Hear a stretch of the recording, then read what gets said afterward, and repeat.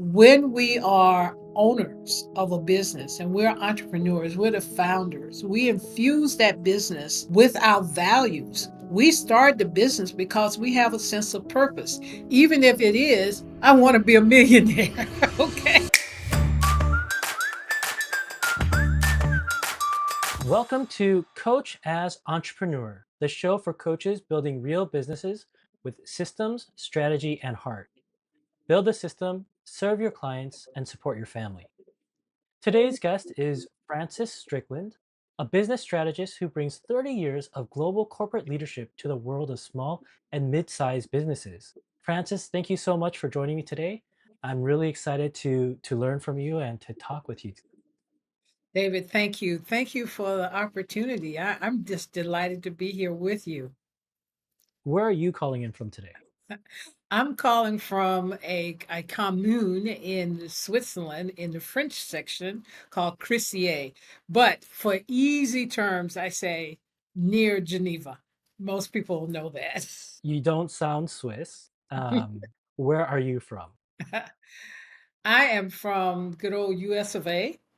I actually grew up in South Carolina, so you may hear a little bit of that southern twang. Hmm. I arrived in Switzerland by way of Wisconsin. How did you you went from South Carolina, Wisconsin, and then Switzerland. What was what was the connection there? Okay. Well, it all started some years back. I actually started my career first in North Carolina, then South Carolina after university. And I had been in manufacturing and ultimately realized that for me to continue to grow as a human resources professional, that I needed to go to where the opportunities were. Meaning, being in a factory was one thing, but if I really wanted to get to an executive level, I had to get into corporate environments, and I also needed to have different types of HR experience. So actually, there are a number of moves that happen between growing up in South Carolina and ultimately getting to Wisconsin. But Wisconsin was my last location with SC Johnson, and they sent me here to Switzerland in 2009 to head up their European HR function. And I decided to seek residency. So I've been here 16 years. Wow, I'm sure you didn't expect to be in Switzerland for so long. No, I actually expected to be here like 2 or 3 years. Hmm. After the second year, I realized I really liked the environment. I Hmm. liked it was just a different type of lifestyle, and Hmm. I just decided that I would stay. So, SC Johnson took you out of the U.S., took you to Switzerland. So you were Mhm, working with them doing HR, and mhm. is that where you started getting exposure with coaching? Well, my entire career has been coaching as I look Hmm. back. In fact, I remember on a number of my interviews, I would always say to the interviewer, I said, I'm always coaching people. So it was somewhat of a natural thing. However, as I moved into the more senior levels where I was doing what I describe as strategic HR, where you're really working with talent development. I was working with C-suite executives and key talent, high potential talent Yeah. that is loaded with quite a bit of coaching. I mean, you Hmm. use a number of tools and instruments to help assess people, but then you have to go through the process of helping them apply the learnings from those assessments, right? And that's a Yeah. coaching situation because it's one Cool. thing to have data, but you can't necessarily just tell people this is the way it has to happen. Right. If it was so easy to just tell people like here's a book or here's an assessment that says everything you need to do, go fix yourself, like the whole world would be perfect. But Right. obviously that, that is not the way the world works. Right. Absolutely. Absolutely. Okay, so you're doing so in HR strategic coaching with high potentials with leaders within the organizations. Mhm. Um, where was that transition from being an internal coach to you started to think about maybe I want to be an external coach? Okay. Well, COVID, the pandemic made a lot of people change or influenced a lot of change with people. That's And right. when COVID hit and well, it actually hit our business. I was actually in another company at that point where I was Mhm, doing talent management for the European region. And when COVID hit our business and we shut down operations in March, I was working from home. And one of the things that I was doing was I was actually preparing communications, writing articles, and working with our communications team to bring insights to our workforce to help them navigate the challenges of what the pandemic was doing to home life and work life. And so during that time, we had leaders who were quite accustomed to people sitting in the cubicle next to them or right down the hallway. And so that was familiar and comfortable. But I yeah. also saw them really struggle with the change, with them having people remote, not able to instantaneously touch them or talk to them. But Mhm, most interestingly, about this whole scenario was what I saw happening with leaders themselves. And I mhm, discovered that so many of our leaders were not leading from their authentic selves. They weren't mhm, leading from their center. They were leading from the last mandate, edict, strategic plan, and really not being authentic. And many times, um, not only missing an opportunity to really influence the business and make a difference, but mhm, also shortchanging themselves in terms of their capacity to really perform. And mhm, and so as I observed this dynamic, mhm, I felt like I wanted to do more. mhm, And actually that was somewhat the basis of my business. Now, you said, but you asked about when did I decide to do coaching? That's mhm, also when I decided to do coaching mhm, because during that time I was seeking more knowledge. And I mhm, started to attend live practical coaching experiences with a coaching academy, a coach education academy out of Singapore. And I just dropped in and started to observe these coaching sessions. And so as I sat there and on one side of my head I was thinking about how can I help leaders? How can I make mhm, their experience and the experience of the people that they lead better?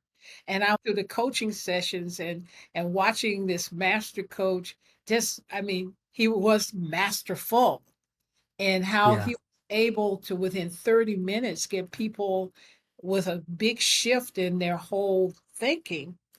Mhm, And I started saying, had I been doing that with the people yeah. that I had coached all these years? Yeah. And that triggered me to formally start to pursue coaching as I a see. professional coach and not just as a result of work coach. Yeah.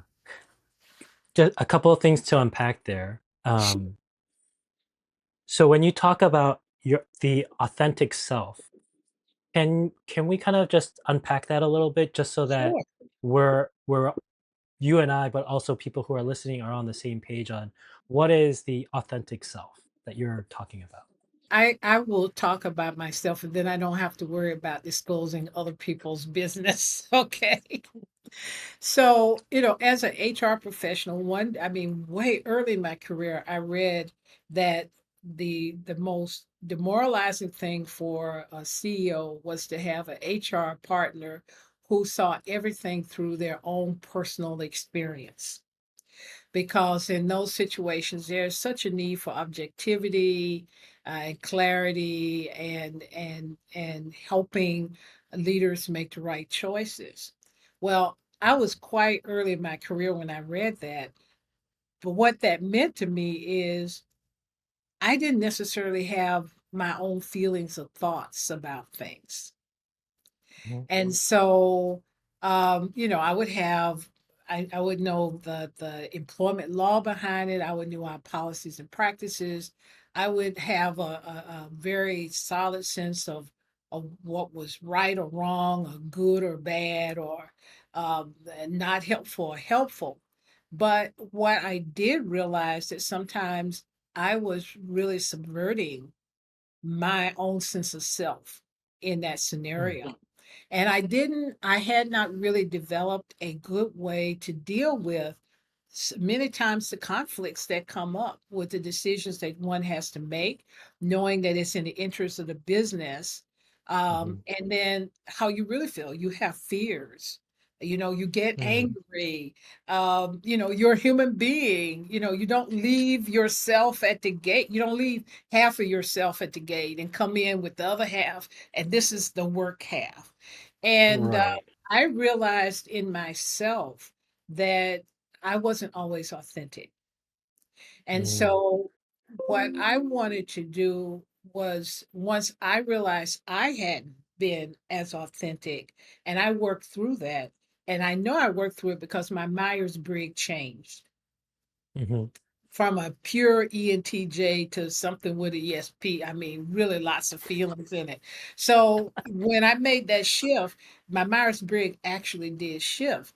But by the same token, what I wanted to do was to enable leaders to be able to express who they really are and what they were feeling in safe ways, so that they could make the decisions, but they will have worked through their unique needs and challenges in those situations.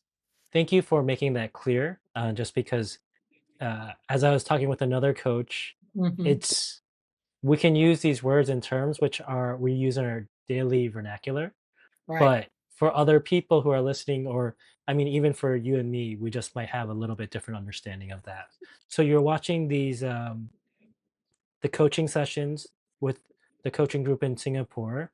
And I Yes. think like during COVID, I think a lot of that was going on. There's lots of people doing Zoom calls and online like Right. webinars and all these different things.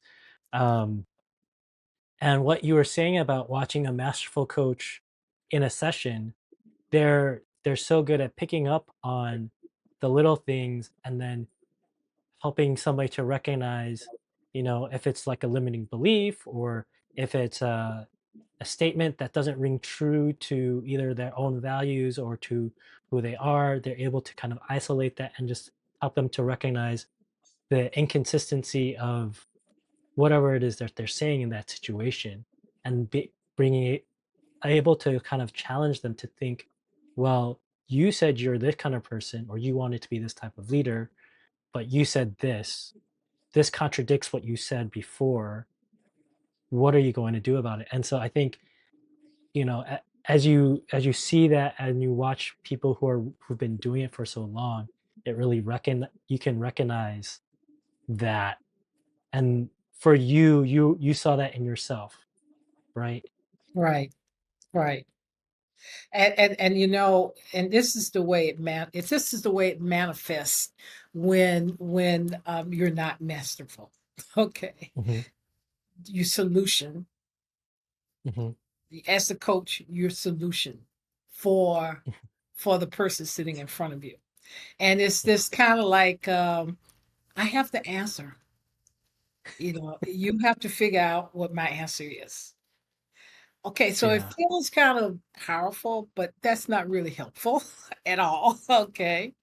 Hmm. Um, some drift into therapy, and it's not therapeutic. Hmm. Um, and it misses the true capability, human capacity to change. The one you're not masterful. It really negates the Mm. human capacity to change and to grow and to evolve.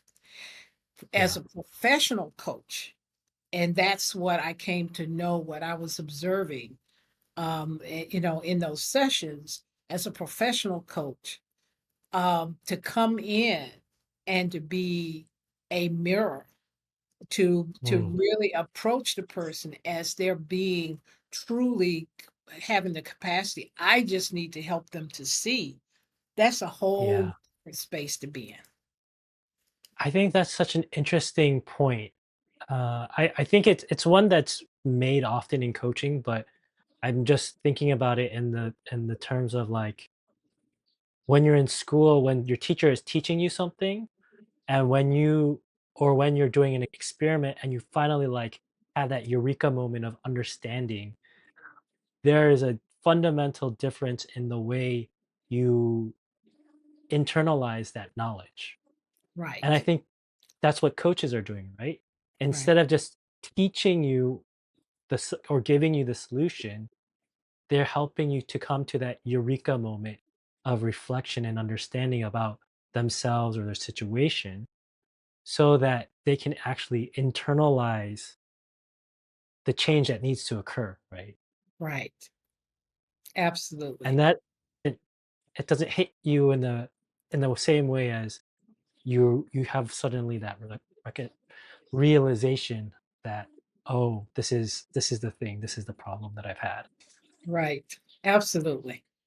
So you did the programs with the Singaporean group, and Right. then you said, okay, I'm going to become a coach, and then you kind of did you jump all into coaching, or did you kind of slowly, get your certification and then make a slow switch into coaching? What was that like?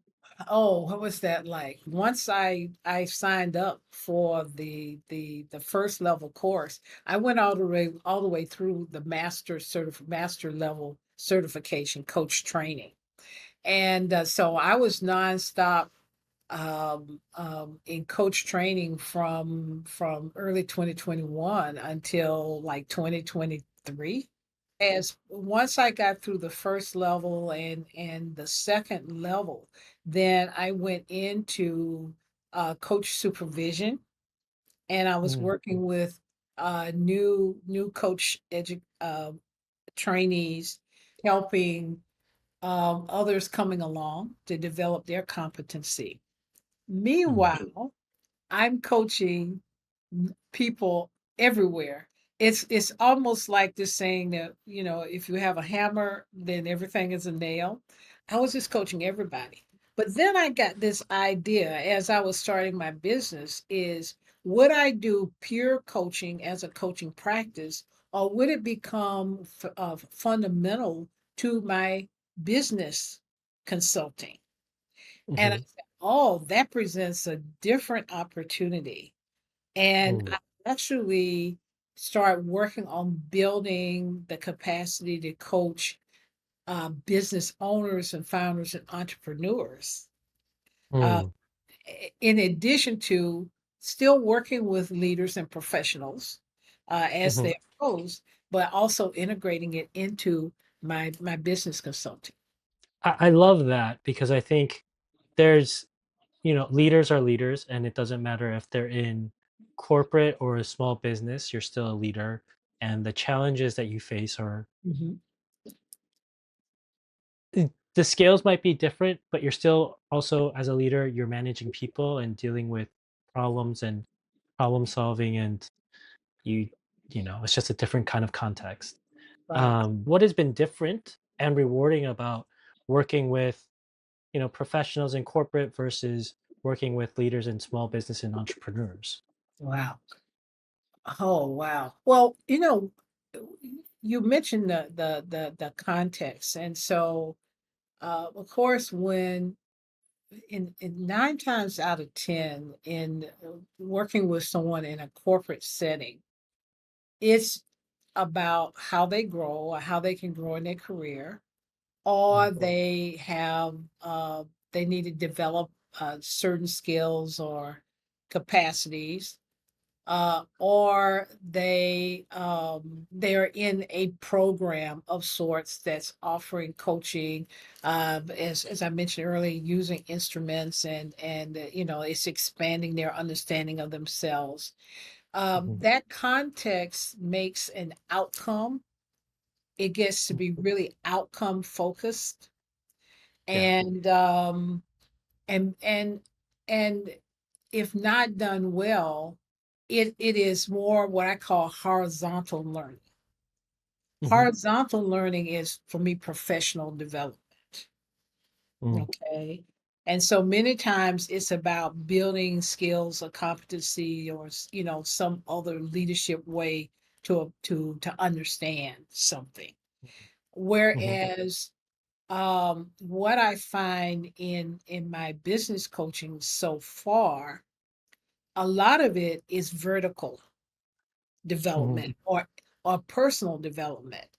And what that means is actually unstacking the way people have always thought about themselves, their business, about, you Hmm. know, how to make money, all of those things, unstacking that and causing them to really build a new image, a new awareness of who they are in that larger Hmm. context of being a business, a business owner Hmm.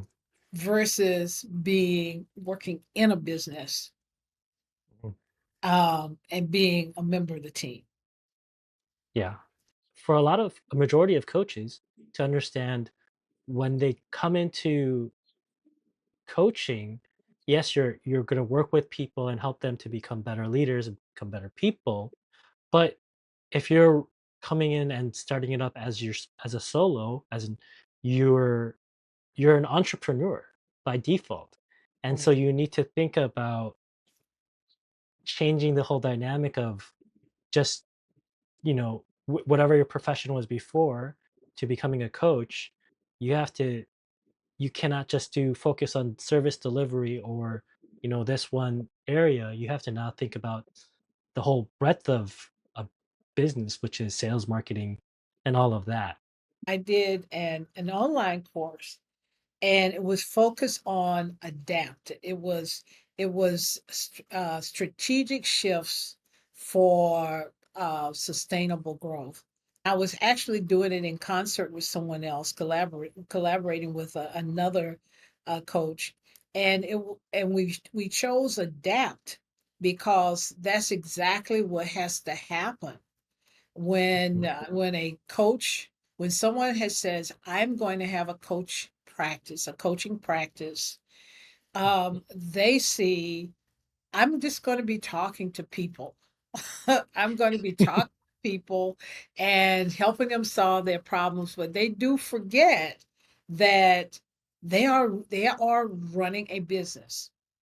Now, there is a difference because you can be self-employed working for yourself, a business owner, and that is even a different shift. Yes. Yeah. Because if you're working for yourself, you're just by yourself and you're just, but if you want to be a business owner, you're also thinking about hiring other people to help and support you in your business.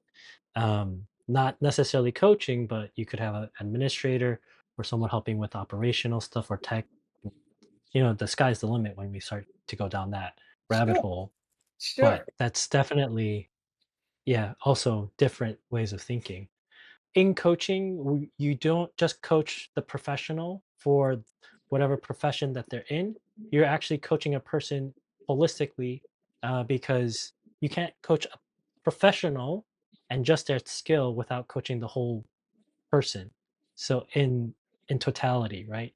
And Right. so I think what you're doing is fantastic, especially for entrepreneurs and small businesses, because they need to have a different lens to look at themselves and be able to start to think maybe the way I thought of things needs to shift and to be and unpack that and reassess that. And I think a lot of us we kind of come from our worlds wherever we're raised from. We have a For good or for bad, we have certain preconceptions or biases that come along with the cultures that we were born into. And when we look at business or look at certain professions, we have these different ideas. And some of that I think is attributed to like media and movies, Mhm. right? Where we think of professional athletes or the Wall Street guys. Like there's a certain image in our minds when we think of these kind of professions.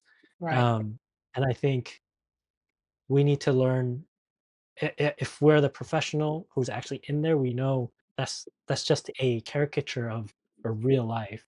Mhm. But we need to be able to unpack that and really understand who is it, what do I want to be, how do I be my authentic self in this role that I'm trying to do. So I think that's great. Um, so I imagine then in your in the several years that you've been working as a coach, you've really kind of helped some people to open their eyes as you're going through these conversations and these coaching sessions. I would assume you're challenging them and you're kind of pulling at the threads of who are you? Who are you trying to be? Okay. Can we talk a little bit about, the growth and transformation that you've been able to help? Sure. Sure.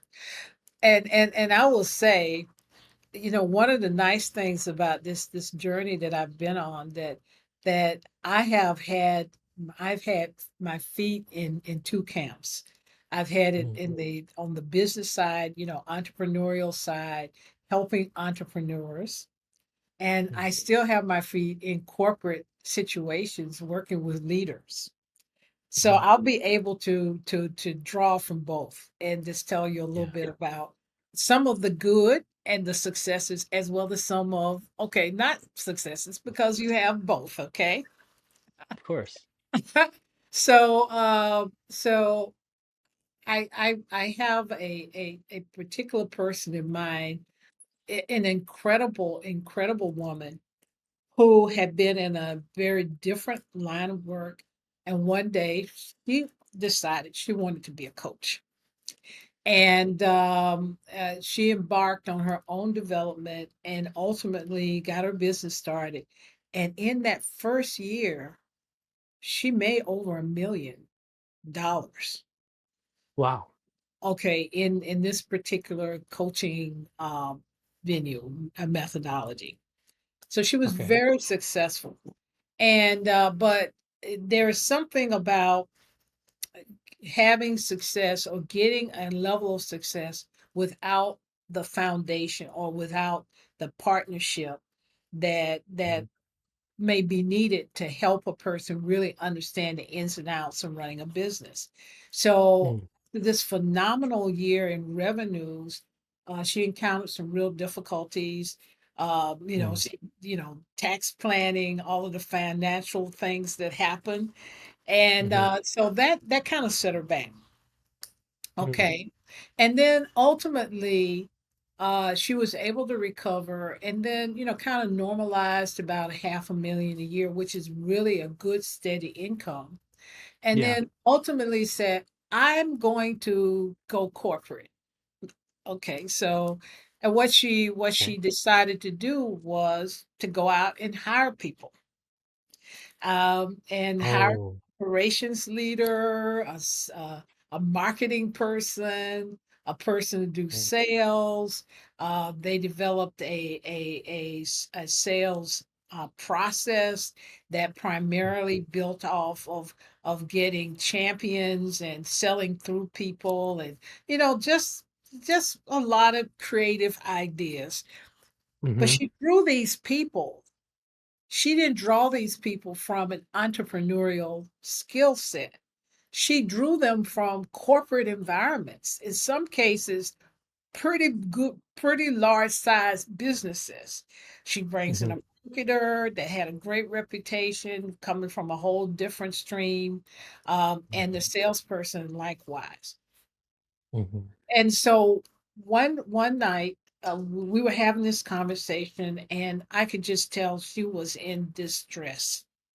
And when mhm, we started talking about this experience of the team, and she said, I was in the meeting, and everybody had an idea and they were talking, everybody was talking at the same time. And she said she pushed back from the table, stood up, and walked out of the conference room. And she was gone 20 minutes. And no one asked where she had gone because they were totally in their own world. And when she came back and she sat at the table, I asked her, "What did you see?" I said, "What?" I use a lot of what questions. What did you see? What did you feel? And she Uh-huh. said she felt that she had totally lost her Mhm. business. She felt invisible, and she Mhm. felt that no one in the room really understood her business and her values behind the business, Mhm. which ultimately led to a conversation about when we are owners of a business and we're entrepreneurs, we're the founders, we infuse that business with our values. We start the business because we have a sense of purpose, even if it is, I want to be a millionaire. Okay.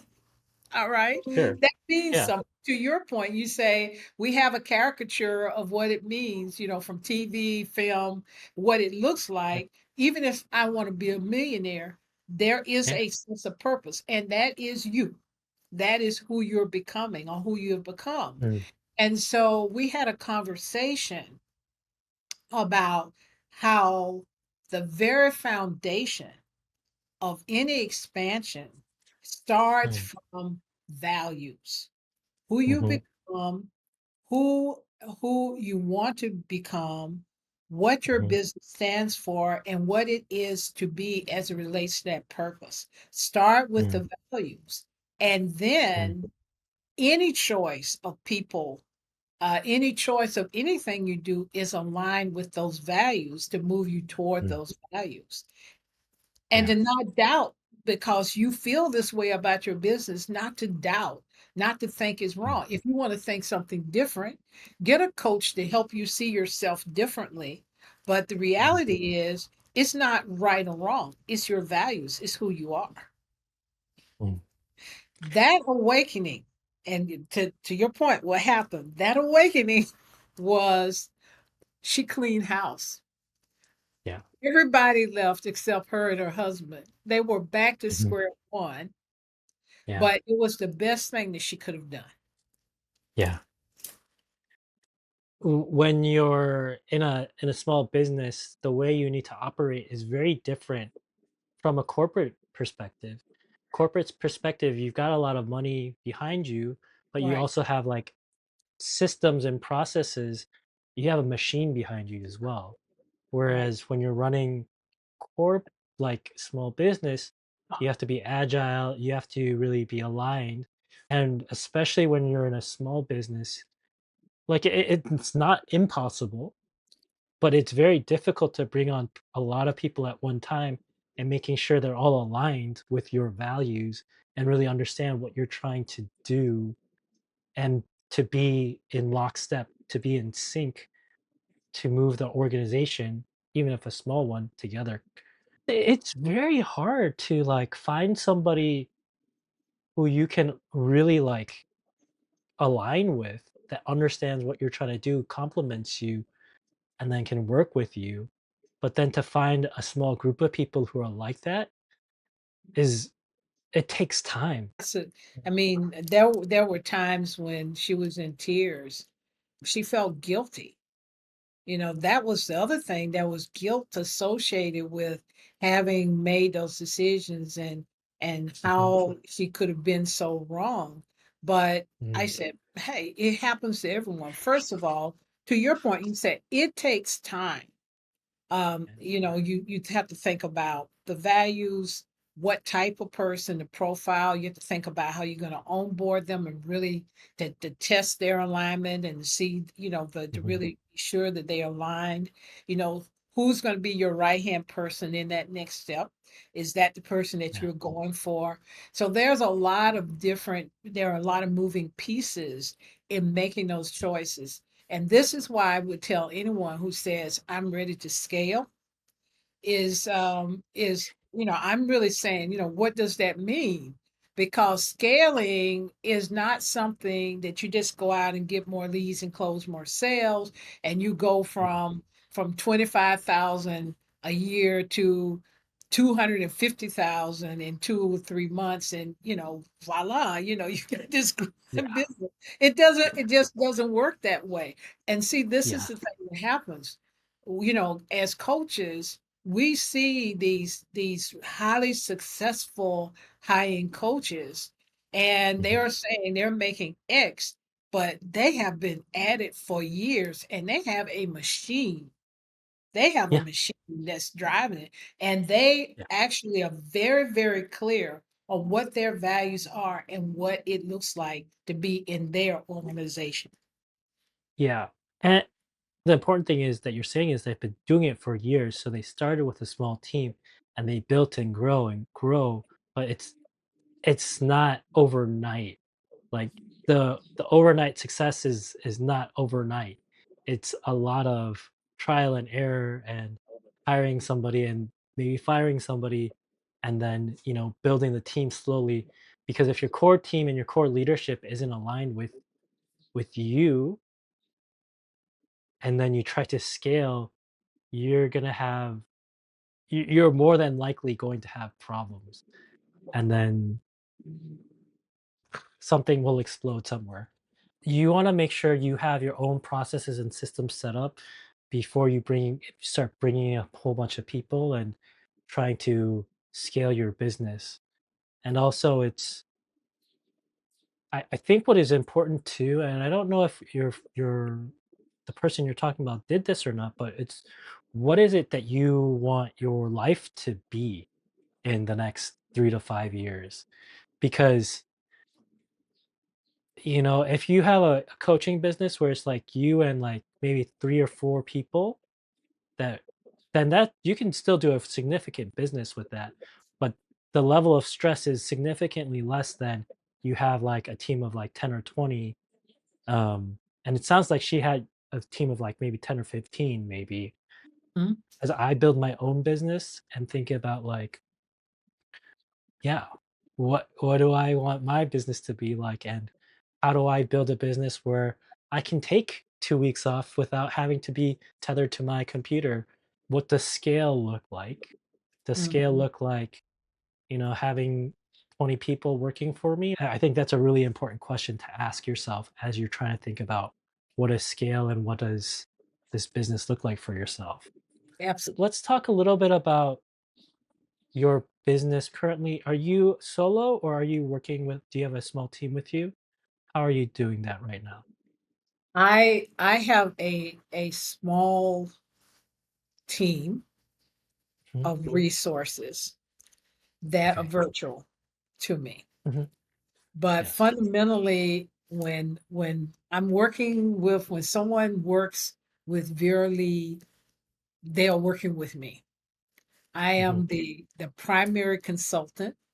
If there is a particular capability that's Mhm. needed by my client, then I have Mhm. this vast network of people with an array of capability from digital marketing to value selling that I can tap into and connect them Mhm. with, just really depending upon the need of the business.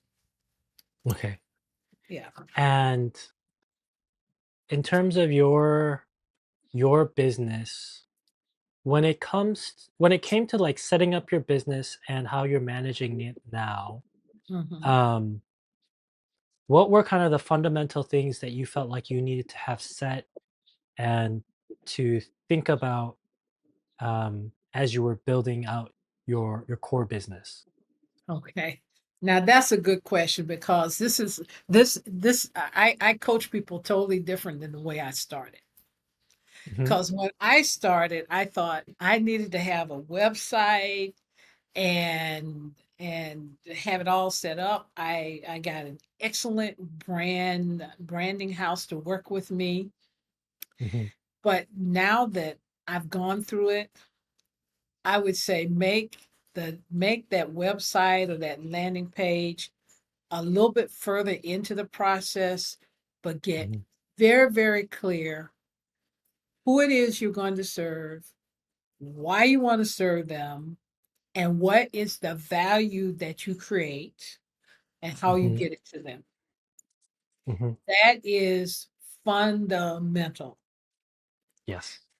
Because you can, I mean, and if LinkedIn is my platform, for example, and you can Mhm. go into LinkedIn and you can have a strategy, relatability, and this and this and this, and you could just Mm. be firing everywhere and hitting no one. Okay. Yeah. Yeah. And that's because it's a lack of clarity. And you discover that lack of clarity in who it is you're trying to serve, but a lack of Mhm. clarity in your messaging. Mhm. And that can account for 50 or 60% of Mhm. your revenue generation by having that clarity.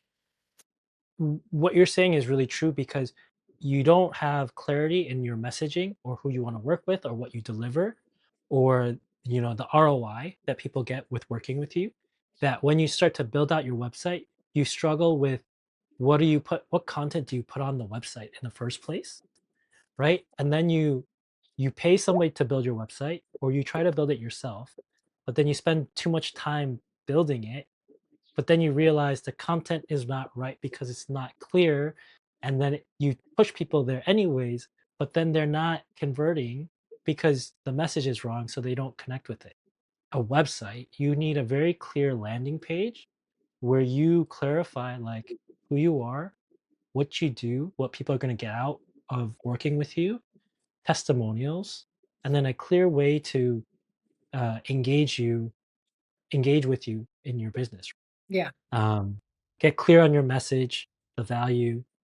What's the second thing? Be ready to talk about what it is you do. Get a Mhm. way to talk about what you do in a succinct and clear manner. Mhm. Fundamentally, be able to say what you do in about 30 seconds, So max the 2, elevator pitch. the elevator pitch. Yes. Um, and I'm telling you this, David, because I'm living everything either I'm living everything now that I'm telling you about or I have lived it. So Mhm. this is like real time education and things that I'm working on.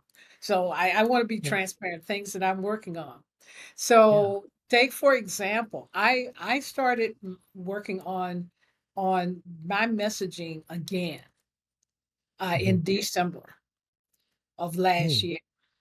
And that's when I came up with "You're rich, but you're still broke." Mhm. Okay.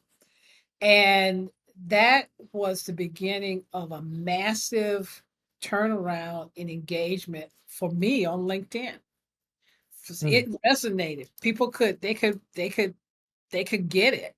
And then when I Mhm. really started talking about profitability succinctly and clearly, people Mm. got it. They understand Mhm. feast to famine cash flow. Money Mm. today, some tomorrow, maybe none, and the Mhm. pressure that comes from it. So that second Mm. thing, be able to talk about very succinctly what it is you do Mhm. in terms of the value that you bring to people. When people ask you, what is it the value or what is it that I'm going to get out of coaching after 6 or 12 months?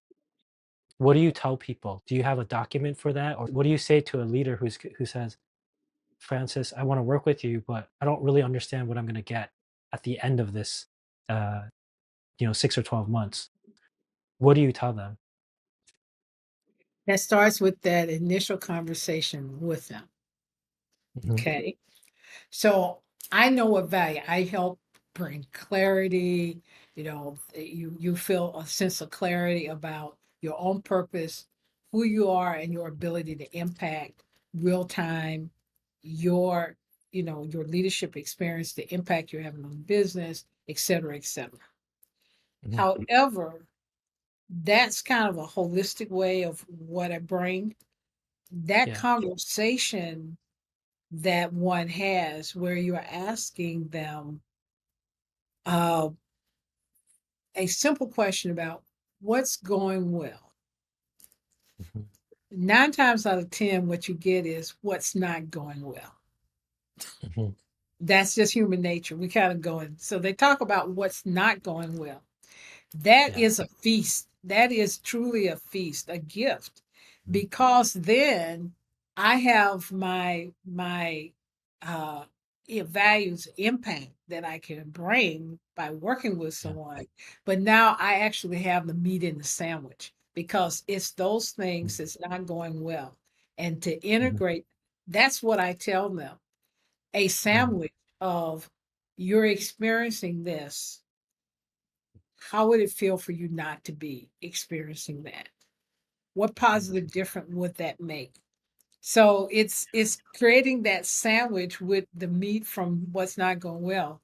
And that's Yeah. what I tell them. So it may vary.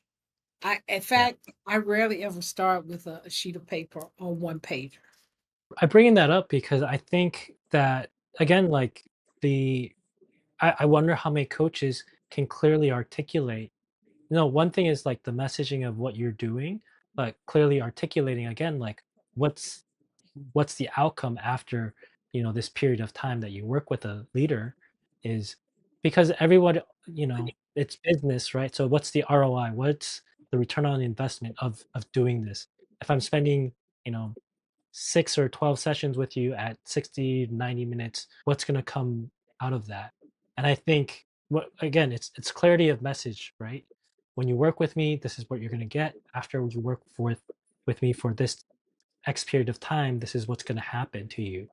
And I can say that you know, because I've been doing this with X number of leaders over this much time, and this is what's happened to almost all of them. And I think that's kind of what people want to know is like have that kind of take away the risk because they're taking a chance of working with you or with another coach, and they don't want to have yeah, they wanna just be comforted by working with you, right? And so they wanna know, like, what are those results? David, you hit the nail on the head. I tell people you are not selling your product or your service. You are Mm, selling safety. yeah, You're selling safety. People want to feel safe and know you're in it to win it. And so a value is that you have someone who is 100% in your corner, mm, working to support your mission, your vision yeah, with integrity. mhm. Trust based, it's all about you. When you're doing one-to-one Mhm. services like coaching and consulting, they wanna know that they're gonna be safe with you and that you have their back, right? Right, right. What would be the 1 or 2 pieces of advice that you would give to somebody who's just beginning their coaching journey now? Number one, really tune in to who you are before you have that first conversation. You start to set up your coaching practice. Mhm, Be clear on who you are and what it is you want who you want to become and the impact that you want to have. Some mm, people are focused on trauma, some people are focused on um, nerve calming. There's just a mass of opportunities and spaces that a coach can work in.